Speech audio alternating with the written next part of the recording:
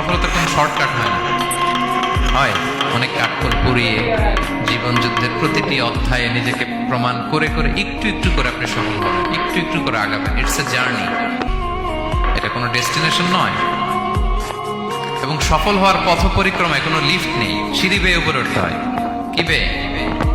কিন্তু আমরা সফল হতে চাই কিভাবে? ডাইরেক্ট 100 তলায় তো আমি সফল, উপরে সবার উপরে আমি এইভাবে চাই সফলতা।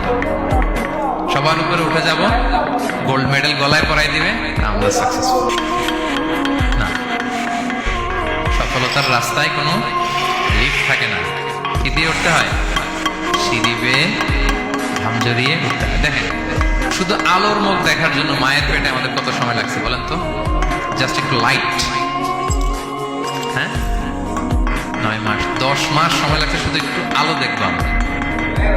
আলোর মুখ দেখার জন্য আমার লাগছে 9 মাস। আর এখানে আমরা শর্টকাট খুঁজে থাকি। কি খুঁজি? সফলতার কোনো শর্টকাট নেই। অল্প এফোর্টে যারা সফল হচ্ছে এরা কোনোদিন সফল হয় না।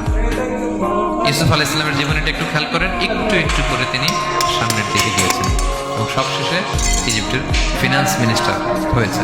এজন্য ধৈর্য ধারণ করতে হবে, নিজের সর্বোচ্চটুকু উজাড় করে দিয়ে আপনার রোলটা আপনি প্লে করবেন, এরপর আল্লাহ তাআলার উপর ভরসা রাখবেন। কিন্তু অনেক চেষ্টার পরেও যদি কাঙ্ক্ষিত সফলতা না পান, হতাশ হওয়ার কিছু নেই।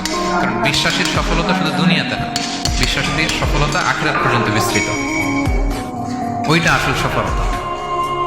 ফামান যুহজিহা আনিন নারি ওয়া উদখিলাল জান্নাতা ফাকাদ ফাজ।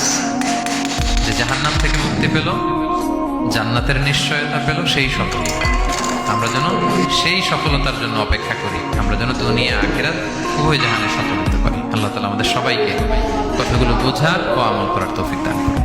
হাযা মা ইনদি ওয়াল ইলমু ইনদাল্লাহ আলাইহি তাওয়াক্কালতু ওয়া ইলাইহি উনীব। ওয়াসসালামু আলাইকুম ওয়া রাহমাতুল্লাহি তাআলা ওয়া বারাকাতুহু।